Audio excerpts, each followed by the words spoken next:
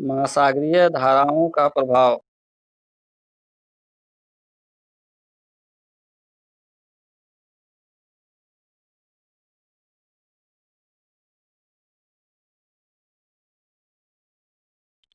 महासागरीय धाराओं का प्रभाव।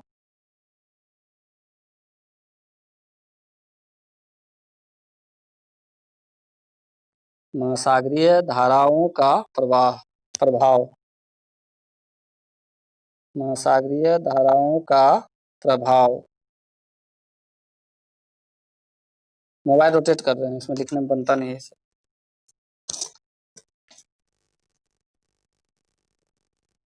महासागरीय धाराओं का प्रभाव। नंबर देकर के ना, 1 नंबर। पहला प्रभाव क्या पड़ता है महासागरीय धाराओं का? 1 नंबर में लिखो, पृथ्वी का उष्मा संतुलन। 1 नंबर में पृथ्वी का उष्मा संतुलन। पृथ्वी का उष्मा संतुलन।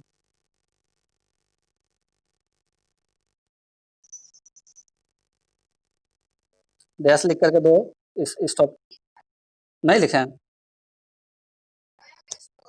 ठीक है, ठीक है। पृथ्वी का उष्मा संतुलन। देखो, महासागरीय धाराएं, महासागरीय धाराएं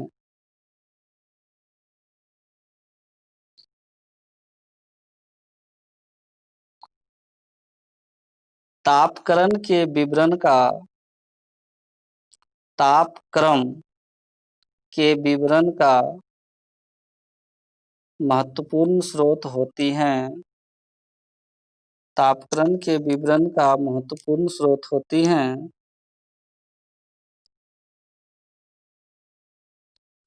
पूर्णविराम दो। जब गर्म धाराएं, जब गर्म धाराएं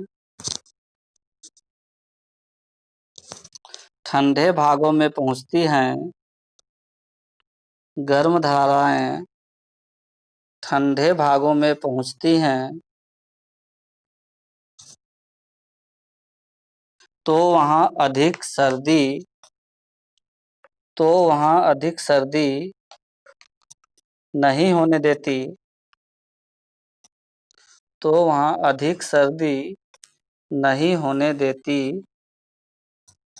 जैसे ग्रेट ब्रिटेन यानी इंग्लैंड, जैसे ग्रेट ब्रिटेन, ब्रैकेट में लिखना चाहो तो इंग्लैंड लिख सकते हो, comma Norway, Norway, comma Sweden, Sweden, comma Denmark,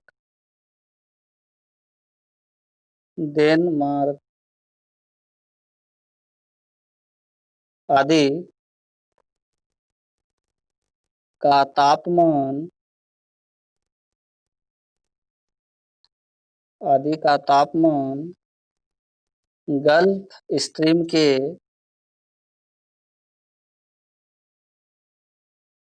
gulf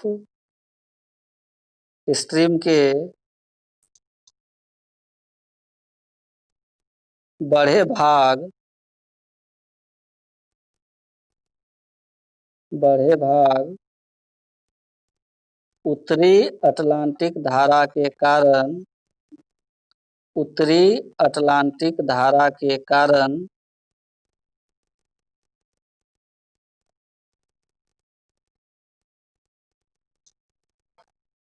अपेक्षाकृत गर्म रहता है,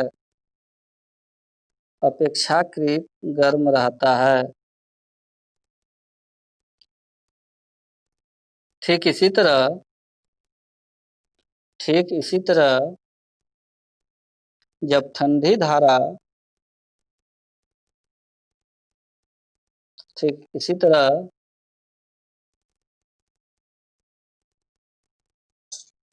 जब ठंडी धारा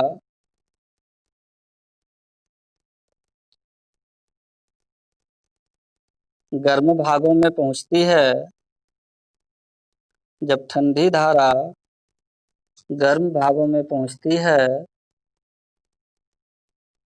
तो वहां के तापमान को कम कर देती है, तो वहां के तापमान को कम कर देती है, जैसे क्यूराल क्यूराल कोमा लेब्रोडोर लेब्रोडोर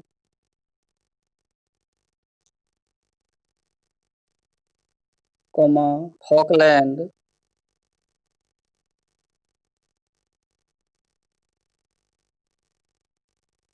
आदि।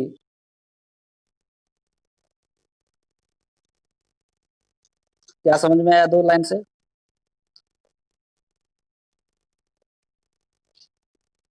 इस 2 लाइन से क्या समझ में आया? पहला लाइन पढ़ो।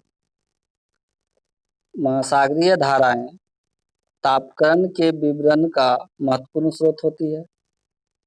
जब गर्म धाराएं ठंडे भाग में पहुंचती है तो वहां अधिक सर्दी नहीं होने देती। जैसे ये हमारा नॉर्थ पोल है, कौन सा? उत्तरी ध्रुव। और ये मेरा साउथ पोल है, ठीक है। तो अगर यहाँ की जो गर्म धाराएं हैं यहाँ की जो गर्म धाराएं हैं ये अगर ऊपर की ओर जाएगी तो जो नजदीक का जो ठंडा वाला प्रदेश है वहाँ कुछ ना कुछ तो असर करेगी। गर्मी का थोड़ा थोड़ा असर तो होगा ही, होगा कि नहीं होगा? यानी उस भाग को गर्म करती है, अधिक ठंड नहीं होने देती है। उसी तरह से अगर इधर भी आएगा अगर, तो जो इस फ्रीज्ड एरिया है उसके आसपास का एरिया को गर्म तो करेगा ही थोड़ा बहुत, जितना उसकी कैपेसिटी है। तो यही बात कहा कि ऊष्मा का संतुलन बनाता है। महासागरीय धाराएं किसका संतुलन बनाता है? ऊष्मा का संतुलन बनाता है। ठीक उसी तरह से इधर बहुत ज्यादा गर्मी है तो इधर से ठंडा धारा जब जाता है तो इस इधर के टेम्परेचर को थोड़ा ठंड कर देता है, ज्यादा गर्म नहीं होने देता है कि नहीं? ठीक है कि नहीं? तो यही हो गया टेम्परेचर का संतुलन, ऊष्मा का संतुलन। अब दूसरा पॉइंट लिखो इसका। दूसरा पॉइंट इसका लिखो, वर्षा पर प्रभाव। महासागरीय धाराओं का वर्षा पर प्रभाव। वर्षा पर प्रभाव क्या होता है? लिखो, गर्म धाराओं के वर्षा पर प्रभाव। वर्षा पर किस प्रकार से महासागरीय धाराओं का प्रभाव होता है वो लिखो। गर्म धाराओं के ऊपर चलने वाली हवाएं गर्म धाराओं के ऊपर चलने वाली हवाएं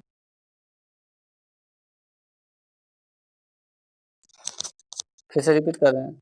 गर्म धाराओं के ऊपर चलने वाली हवाएं नमी धारण करके नमी धारण करके प्रभावित क्षेत्रों में नमी धारण करके प्रभावित क्षेत्रों में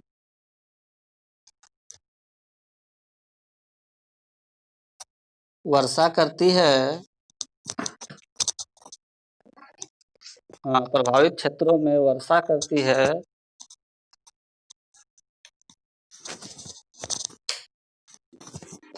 जैसे जैसे जैसे जापान के जापान के पूर्वी भाग में जापान के पूर्वी भाग में क्यूरेशिया धारा के कारण जापान के पूर्वी भाग में क्यूरेशिया धारा के कारण वर्षा होती है। कौन सी धारा? क्यू क्यूरेशिया या क्यूरोसिया, कहीं कहीं क्यूरोसिया लिखा रहता है। क्यूरोसिया, क्यूरोसिया तलावेसो योआका। क्यूरोसिया धारा के कारण वर्षा होती है। तो दो प्रभाव हुआ महासागरीय धाराओं का। क्या तीसरा भी कोई प्रभाव हो सकता है? हाँ होता है, लिखो तीसरा नंबर, वातावरण पर प्रभाव। कौन सा? वातावरण पर प्रभाव।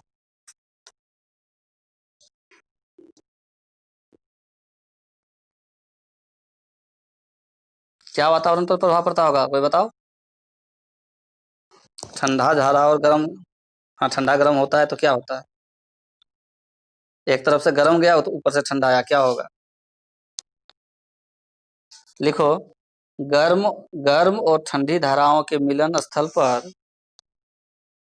गर्म और ठंडी धाराओं के मिलन स्थल पर कोहरा पड़ता है। अच्छा, तुम लोगों को कोहरा कोहरा और कुहासा वाला बात पढ़ाए थे कि क्या अंतर होता है इस सब में? अच्छा, जब टॉपिक आएगा बता देंगे। कोहरा पड़ता है, क्या होता है? कोहरा पड़ता है, ठीक है। जैसे जैसे न्यू फाउंडलैंड जगह का नाम है। न्यू फाउंडलैंड, न्यू फाउंडलैंड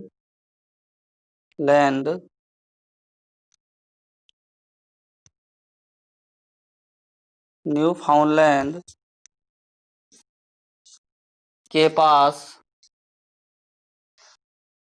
न्यू फाउंडलैंड के पास लेब्रोडोर,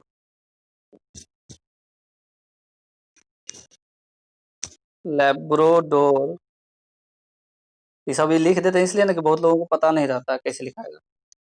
लेब्रोडोर ठंडी धारा, लेब्रोडोर ठंडी धारा तथा गल्फ स्ट्रीम गर्म धारा, तथा गल्फ स्ट्रीम गर्म धारा,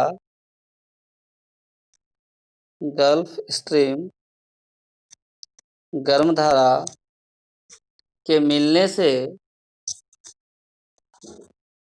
गल्फ स्ट्रीम गर्म धारा के मिलने से घना कोहरा पड़ता है, घना कोहरा पड़ता है। गल्फ स्ट्रीम गर्म वाला धारा गया और फिर ठंडा वाला भी धारा उसको मिल गया न्यू फाउंडलैंड के पास में। अब ये जो धारा मिला तो यहाँ कोहरा कोहरा बन गया और गहना कोहरा बनता है, यहाँ पर गहरा कोहरा बनता है। हो गया, लिखा गया। और कोई प्रभाव हो सकता है महासागरीय धाराओं का? लिख लो, एक और पॉइंट लिखवा देते हैं, चौथा, मत्स्य उद्योग पर प्रभाव। मत्स्य उद्योग पर प्रभाव।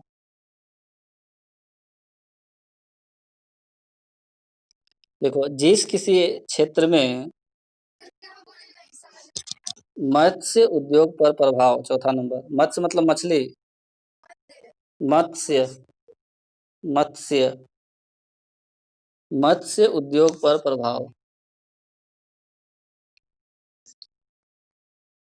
मत्स्य उद्योग पर प्रभाव, इतना बार तीन तीन चार चार बार बोलते हैं। जहां ठंडी और गर्म धाराएं हैं, ओके कोई बात नहीं, हो सकता है मेरे बोलने में ही अच्छी हो गया, लगता है हेडफोन दूर में है। अब सही जा रहा है आवाज? जब गर्म तथा ठंडी धाराएं किसी स्थान पर मिलती है, जब गर्म तथा ठंडी धाराएं किसी स्थान पर मिलती है तो वह स्थान, जब गर्म तथा ठंडी धाराएं किसी स्थान पर मिलती है तो वह स्थान मछली का विशाल क्षेत्र बन जाता है, मछली का विशाल क्षेत्र बन जाता है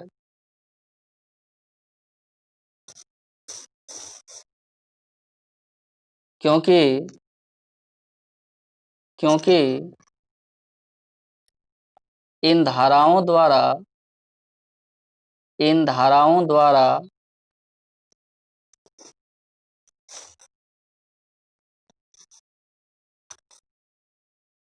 प्लैंकेटन प्लैंक लिख दे रहे हैं। प्लेकंटन प्लेकंटन एक नाम है घास का। प्लेकंटन नाम है किसका? घास का। प्लेकंटन घास, प्लेकंटन अर्थात घास। सेंटेंस तो पढ़ना, क्या लिखा है? हाँ, घास अपने साथ में बहाकर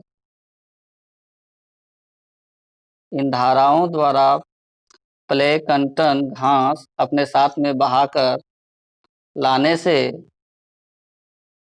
मछलियों के लिए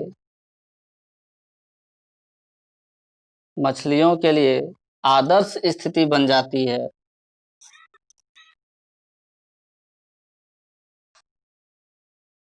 आदर्श स्थिति बन जाती है।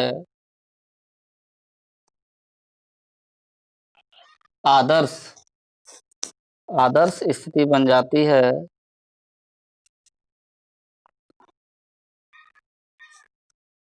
आदर्श स्थिति बन जाती है। ठीक है। उदाहरण के लिए न्यू फाउंडलैंड मत्स्य उद्योग का न्यू फाउंडलैंड मत्स्य उद्योग का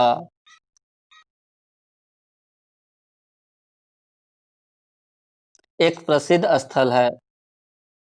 न्यू फाउंडलैंड मत्स्य उद्योग का एक प्रसिद्ध स्थल है। क्यों? क्योंकि यहाँ पे गर्म धारा भी एक तरफ से आ रही है, ठंडी धारा भी एक तरफ से आ रही है, कोहरा बन रहा है, और जो यह स्थिति होती है, जो मध्य गर्म धारा और ठंडी धारा अपने साथ में प्लैंकटन लाती है, प्लेकंटन घास, उसकी वजह से उसके लिए आदर्श स्थिति बन जाती है, और वो क्षेत्र मछली उद्योग के लिए बहुत ही आदर्श माना जाता है। ठीक है। नहीं, घास का नाम है तो फिर पता नहीं, अब उसका उस घास को तुम लोग क्या बोलते हो सकता है अलग अलग जगह में अलग अलग नाम हो जाता है। हो गया।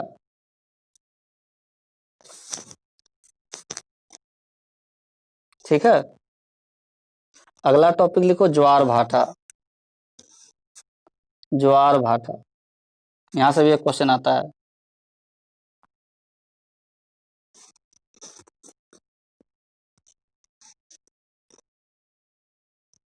ज्वार भाटा। सबको मेरा आवाज स्पष्ट सुनाई देता है? लिखने में तो कोई दिक्कत नहीं?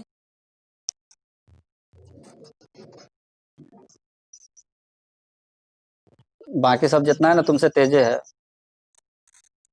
उस सबको कोई और दिक्कत नहीं होगा। ज्वार भाटा। लिखो पॉइंट बना के। सूर्य तथा चंद्रमा की सूर्य तथा चंद्रमा की म्यूट करो, किसके तरफ गाड़ी चल रहा है? सूर्य तथा चंद्रमा की आकर्षण शक्तियों के कारण सूर्य तथा चंद्रमा की आकर्षण शक्तियों के कारण सागरीय जल का ऊपर उठना तथा नीचे गिरना सागरीय जल का ऊपर उठना तथा नीचे गिरना ज्वारभाटा कहलाता है। ज्वारभाटा कहलाता है तथा इससे उत्पन्न होने वाली तरंगें इससे उत्पन्न होने वाली तरंगें ज्वारभाटा तरंग कहलाती हैं। इससे उत्पन्न होने वाली तरंगें ज्वारभाटा तरंग कहलाती हैं।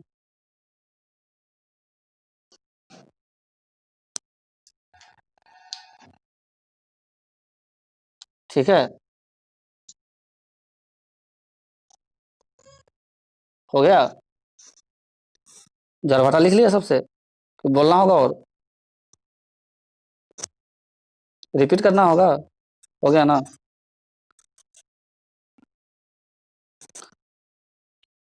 हम्म। पूरा लाइन पढ़ो तभी तो बताएंगे। सागरीय जल का ऊपर उठना तथा नीचे गिरना ज्वारभाटा कहलाता है तथा इससे उत्पन्न तरंगें ज्वारीय तरंग कहलाती हैं। ज्वारीय तरंग कहलाती हैं। तुम सुन लो और लिखो अपना सही करके।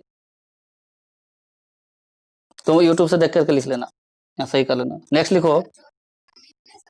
नहीं, अभी ज्वारभाटा अभी शुरू ही किए हैं। काहे इतना घबरा रही है? अभी तो ज्वारभाटा शुरू ही हुआ है। लिखो, एक शब्द होता है ज्वार। इंग्लिश में इसको बोलते हैं टाइड, TIDE। क्या होता है ज्वार, क्या होता है टाइड? लिखो, ज्वार लिख करके डैश दो और लिखो, सागरीय जल, सागरीय जल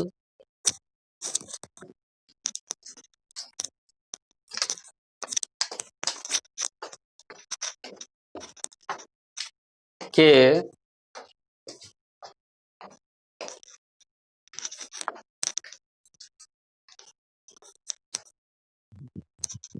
एक सेकंड रुकना,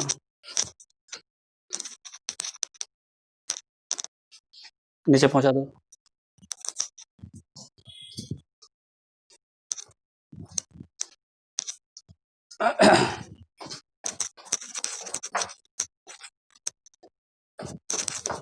पढ़ो परवीन, क्या तुम्हारा अच्छा था?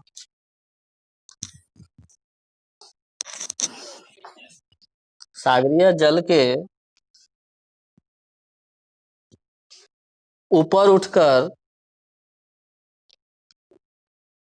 सागरीय जल के ऊपर उठकर तट की ओर बढ़ना ज्वार कहलाता है।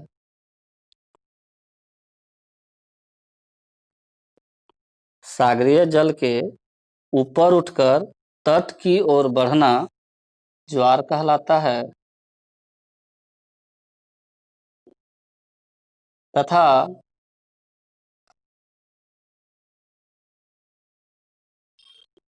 तथा उस समय निर्मित तथा उस समय निर्मित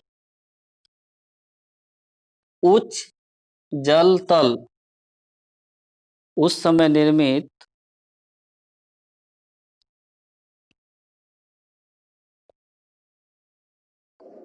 उच्च जल तल, अभी समझाएंगे क्या होता है। उच्च जल तल को उच्च ज्वार कहते हैं। उच्च जल तल को उच्च ज्वार कहते हैं। हाई टाइड, उच्च ज्वार को इंग्लिश में क्या बोलेंगे? High, HIGH, tide, high tide, उच्च ज्वार हाई टाइड कहते हैं। ठीक है, क्या हुआ? टाइड, ये महासागर है अपना, ठीक है, और यहाँ तट है। तो जब पानी उठ करके तट की ओर बढ़ता है, पानी ऊपर उठ करके तट की ओर बढ़ता है, तो इसको बोलते हैं टाइड।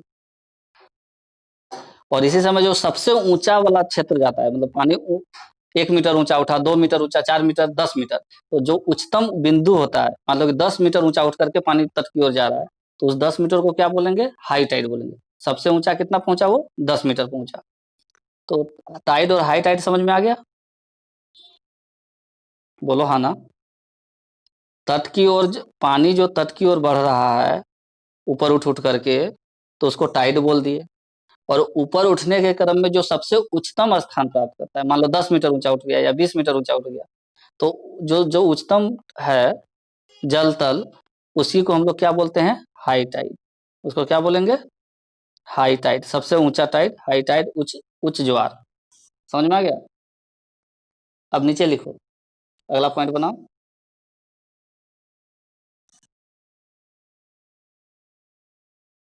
सागरीय जल का अगला पॉइंट लो। सागरीय जल का नीचे गिरकर सागरीय जल का नीचे गिरकर सागर की ओर सागर की ओर वापस लौटना सागर की ओर वापस लौटना भाटा भाटा E double B E double B ebb कहलाता है। भाटा इब कहलाता है।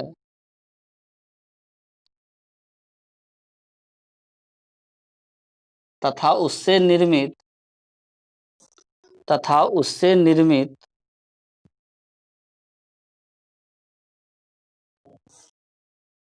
निम्न जल को निम्न जल तल को उससे निर्मित निम्न जल तल को निम्न ज्वार निम्न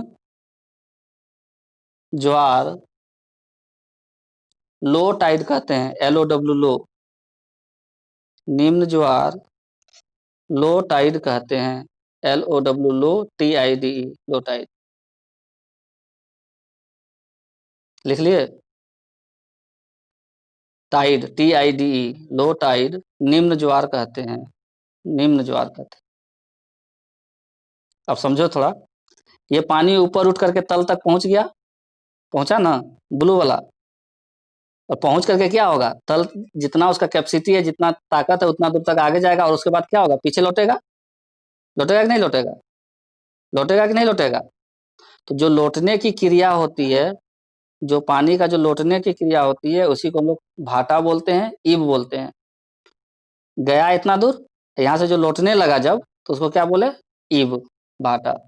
तो उसमें भी क्या होगा कि जब एकदम निम्नतम जो स्तर तक जाएगा जल का, उसी को बोलते हैं लो टाइड, निम्न भाटा, निम्न भाटा। ठीक है? या निम्न ज्वार भी बोल देता है। निम्न ज्वार और उच्च ज्वार, उच्च ज्वार। उच्च हो गया जो सबसे ऊपर गया, और निम्न ज्वार हो गया जो सबसे नीचे गया। तो लो टाइड हो गया ये निम्न ज्वार। और जो वापस आने की क्रिया को भाटा बोलते हैं, और आगे जाने की क्रिया को ज्वार बोलते हैं। तो ज्वार भाटा एक साथ पढ़ लीजिए। समझ में आ गया? ज्वार मतलब आगे जाना, भाटा मतलब पीछे आना। सबसे ऊपर जो गया हाई टाइड, और जो सबसे नीचे गया लो टाइड। ठीक है? खत्म हो गया ज्वार भाटा का जो डेफिनेशन है वो। अब लिखो ज्वार भाटा के प्रकार। ज्वार के प्रकार, पहले लिखो ज्वार के प्रकार। ज्वार के प्रकार, कितने प्रकार के ज्वार होते हैं? एक नंबर दो। दोबारा से लॉगिन करना है, मीटिंग इन होगा तो। दीर्घ ज्वार, पहला क्या लिखना है? दीर्घ ज्वार। दीर्घ ज्वार, और इसको इंग्लिश में बोलते हैं स्प्रिंग टाइड। Spring Tide. क्या होता है दीर्घ ज्वार? लिखो, वैसी ज्वार वैसी ज्वार जिसकी सीमा वैसी ज्वार जिसकी सीमा औसतीय ज्वार से औसतीय ज्वार से अधिक होती है,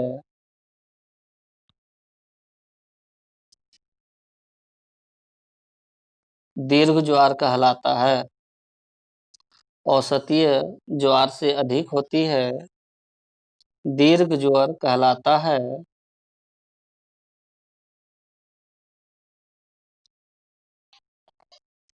देखो, दीर्घ ज्वार, अगला पॉइंट बनाना, दीर्घ ज्वार प्रत्येक महीना, दीर्घ ज्वार प्रत्येक महीना अमावस्या के दिन, प्रत्येक महीना अमावस्या, अमावस्या का दूसरा नाम क्या था? युति की बी युति, पढ़ाए थे ना अमावस्या पूर्णिमा। युति, अमावस्या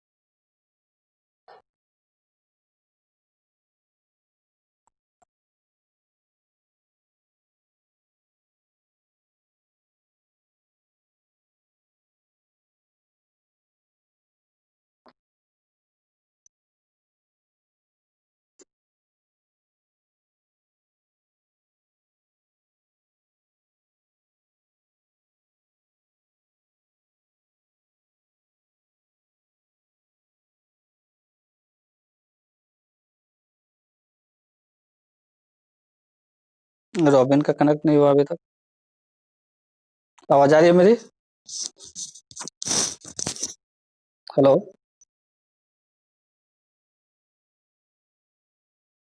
बोलो कोई, उधर से आवाज नहीं जा रही है? आ रही है? ठीक है,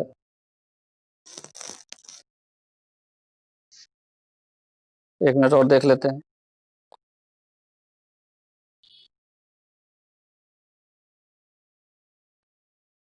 चलो लिखना शुरू करो, तब तक वो रिपीट कर देंगे। क्या लिखवा है? क्या लिखवा है?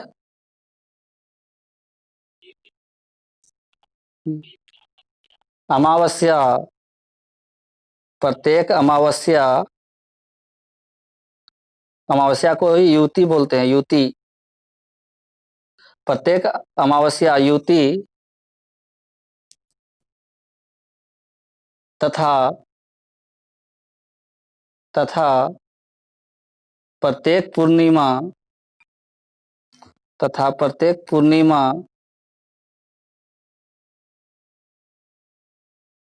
प्रत्येक पूर्णिमा बी युति,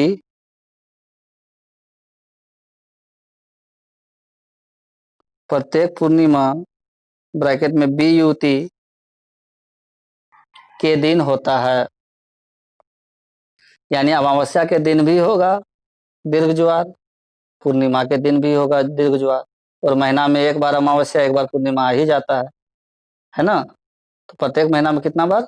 2 बार। ठीक है, सबको समझ में आया?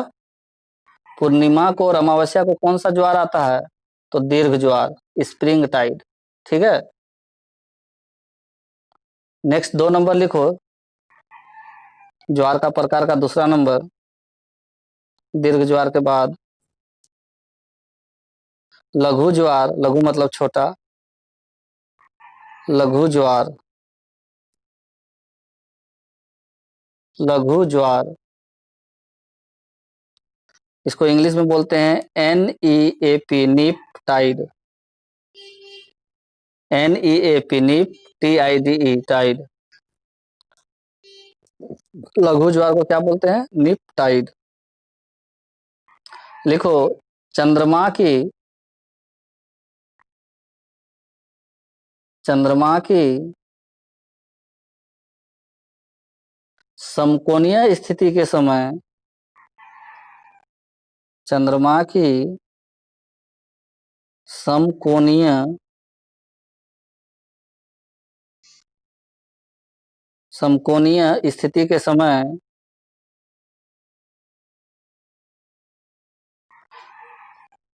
होने वाले ज्वार होने वाले ज्वार चंद्रमा की समकोणीय स्थिति के समय होने वाले ज्वार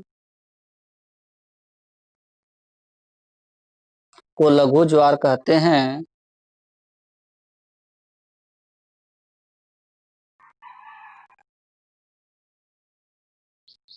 लघु ज्वार कहते हैं। कब? जब चंद्रमा समकोणीय स्थिति में आ जाता है। ठीक है। अगला लिखो, अपभू ज्वार। अपभू ज्वार।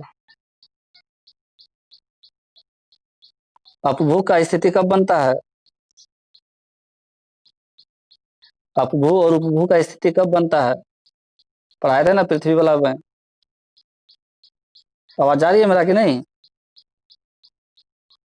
हेलो, आ रहा है ना?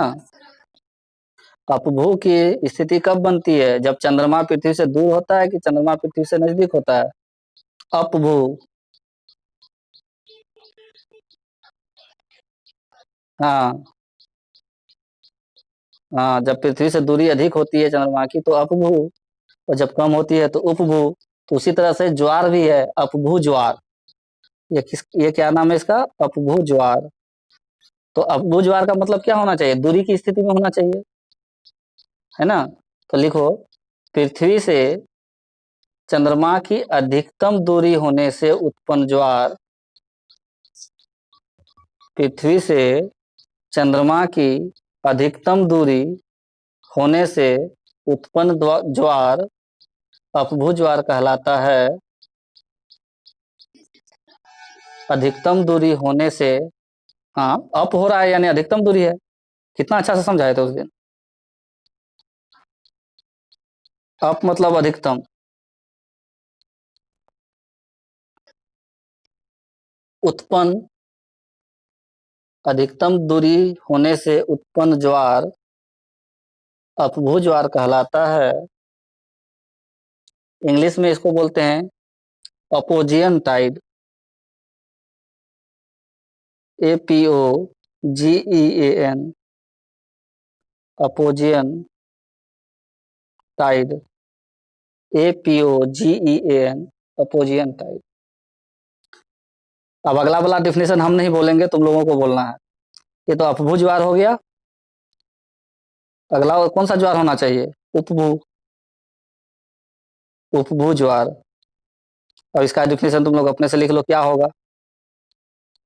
उपभू में क्या होता है?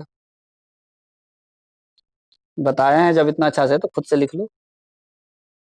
Perigean tide. इसको इंग्लिश में क्या बोलेंगे? पेरिजियन। क्या होगा उपभू में, बोलो? हाँ, PERIGIAN। उपभू ज्वार कहलाता है। बस, बहुत अच्छा, वेरी गुड। पृथ्वी से चंद्रमा की अधिकतम दूरी होने के कारण उत्पन्न ज्वार उपभू ज्वार कहलाता है। हमको नहीं लगता कि हम जो बताए हैं उसमें किसी को कोई दिक्कत होगा कभी उपभू और अपभू में, अपसौर और उपसौर में। अपसौर में क्या होता था? अपसौर में सूर्य और पृथ्वी की अधिकतम दूरी, और उपसौर में सूर्य और पृथ्वी की न्यूनतम दूरी, है ना? और कितना कितना दूरी था ये भी लिखवा दिए थे। ठीक है। तो कितने प्रकार के ज्वार हो गए?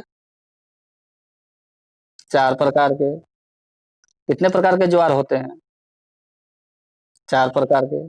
कौन कौन सा? दीर्घ, लघु, अपभू, उपभू। दीर्घ मतलब बड़ा, लघु मतलब छोटा, अपभू मतलब पृथ्वी और चंद्रमा के बीच की अधिकतम दूरी के समय, और उपभू मतलब पृथ्वी और चंद्रमा के बीच न्यूनतम दूरी के समय। याद करने का जरूरत ही नहीं है इसको। जरूरत है क्या? समझ गए डायरेक्ट। नेक्स्ट लिखो ज्वार का समय। अच्छा, रिवीजन का जरूरत होगा। ज्वार का समय, कब ज्वार आता है? हम तो कह दिए कि पूर्णिमा को आएगा, अमावस्या को आएगा, प्रत्येक महीना में 2 बार आएगा। लेकिन कब आएगा, क्या स्थिति होगी कि आएगा? देखो ज्वार का समय, कोई ना कोई समय तो होगा इसका। ज्वार का समय लिखो। प्रत्येक स्थान पर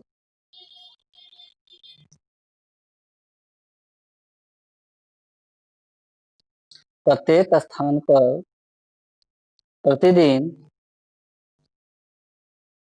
प्रतिदिन 12 घंटे 26 मिनट बाद, कितना? 12 घंटे 26 मिनट बाद ज्वार आता है। ज्वार आता है तथा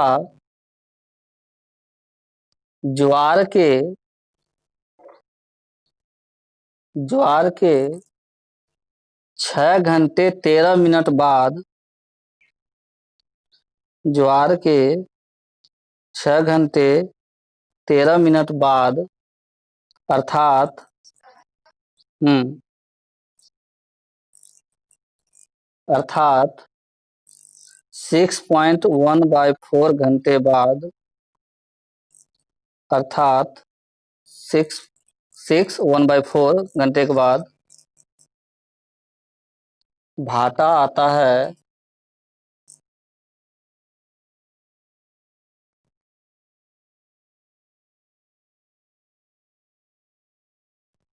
समझ में आया क्या बोल रहा है ये पॉइंट? कि प्रत्येक स्थान पर प्रतिदिन 12 घंटे 26 मिनट बाद ज्वार आता है तथा ज्वार के 6 घंटा 13 मिनट बाद, अर्थात 6.1/4 घंटे के बाद भाटा आता है। ठीक है, एक नोट लिखो।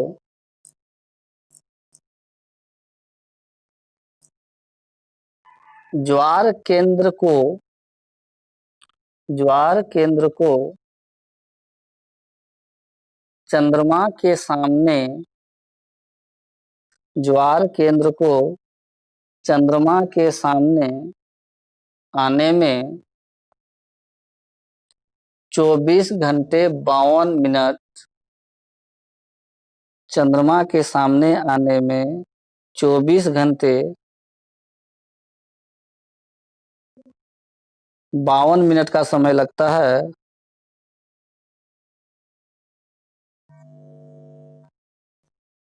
कोई भी ज्वार का अगर केंद्र है तो उस केंद्र को चंद्रमा तक पहुंचने में, चंद्रमा के सामने आने में कितना समय लगेगा? 24 घंटा 52 मिनट, लगभग 25 घंटा। ठीक है, और पॉइंट बना के अगला लिखो। प्रत्येक स्थान पर प्रत्येक स्थान पर 24 घंटे में कितना बार ज्वार, कितना बार भाटा आना चाहिए 24 घंटा में? पिछला लाइन क्या लिखवाए? प्रत्येक स्थान पर प्रतिदिन 12 घंटा में आता है, तो 24 घंटा में 2 बार आ जाएगा ज्वार, 2 बार आ जाएगा भाटा। भाटा कई बार आएगा? 6 घंटा में आता है 2 बार, क्योंकि 6.25 घंटा बाद उसका आता है। तो प्रत्येक स्थान पर 24 घंटे में 2 बार ज्वार तथा 2 बार भाटा आता है। प्रत्येक स्थान पर 24 घंटे में 2 बार ज्वार तथा 2 बार भाटा आता है।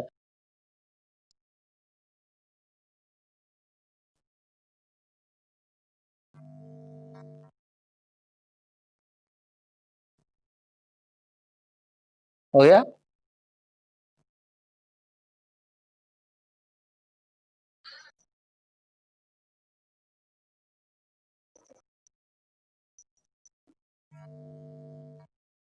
देखो, एक पॉइंट और बनाओ। जब सूर्य तथा चंद्रमा जब सूर्य तथा चंद्रमा सीधी रेखा में होते हैं जब सूर्य तथा चंद्रमा सीधी रेखा में होते हैं तो दोनों की आकर्षण शक्ति जब सूर्य तथा चंद्रमा, हम रिपीट कर रहे हैं अपने 2 बार 3 बार, सुन करके लिखो।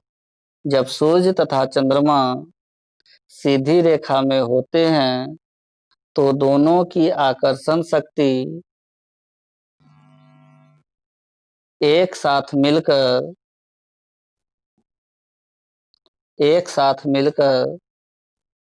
कार्य करती है, जिस कारण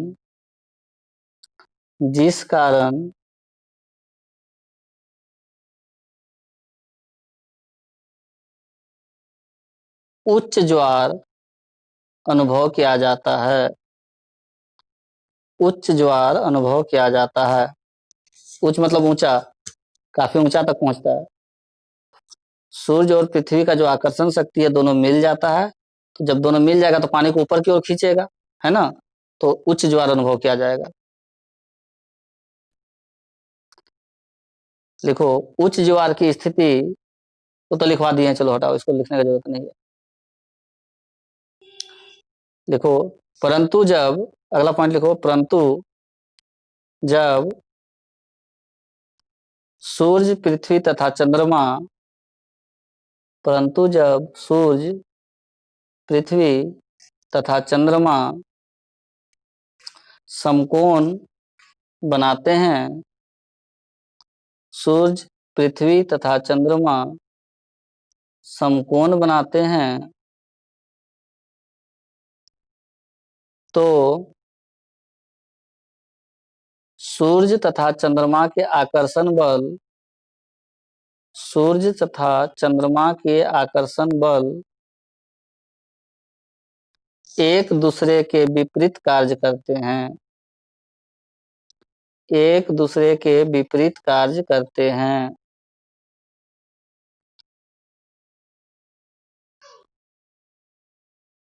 जिस कारण निम्न ज्वार आता है, लो टाइड।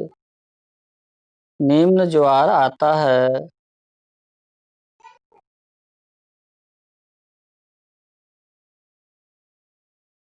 एक नोट लिखो नीचे,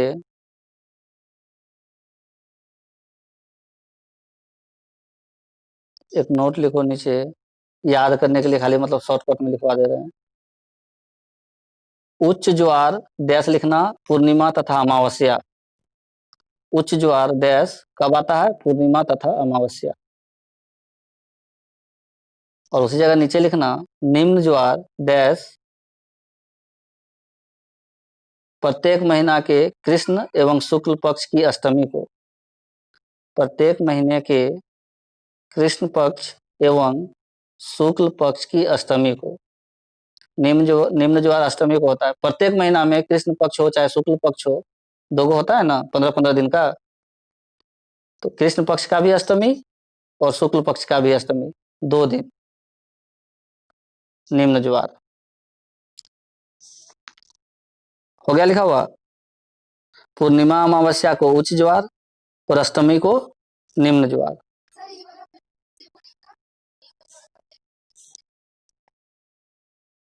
कृष्ण पक्ष की अष्टमी एवं शुक्ल पक्ष की अष्टमी को होती है या आती है। हो गया पूरा। देखो अब समझते हैं फिगर से। हमने कहा कि सूर्य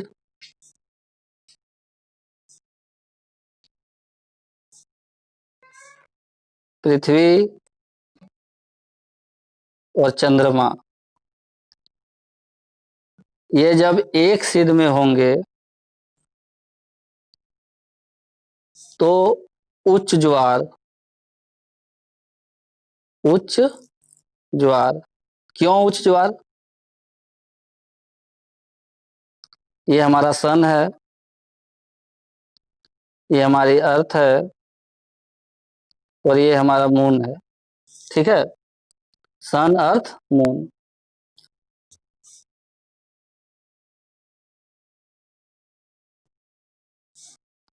या ऐसे लिख लेते हैं, इसको घुमा रोटेट करवा देते हैं मून को यहाँ। अब एक समय ऐसा आया कि ये मून दो मिट जा रहा है।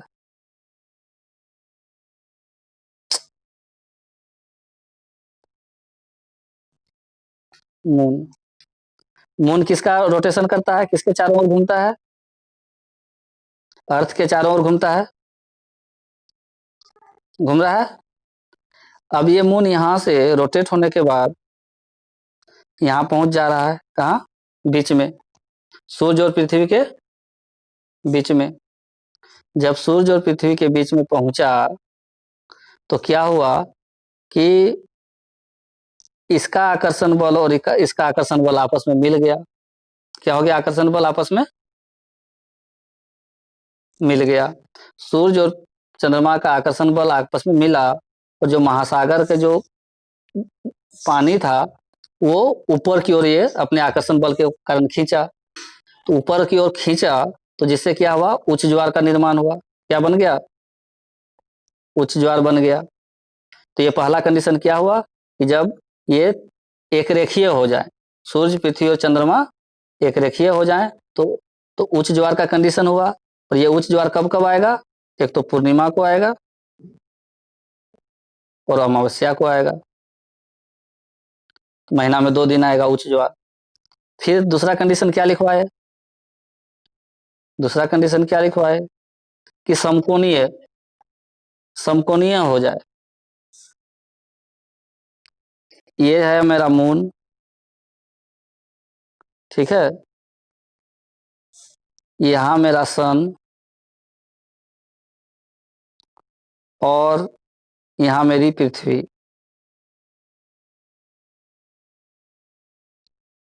तो कैसा फिगर बन रहा है? 90 डिग्री का समकोण बन गया। समकोण,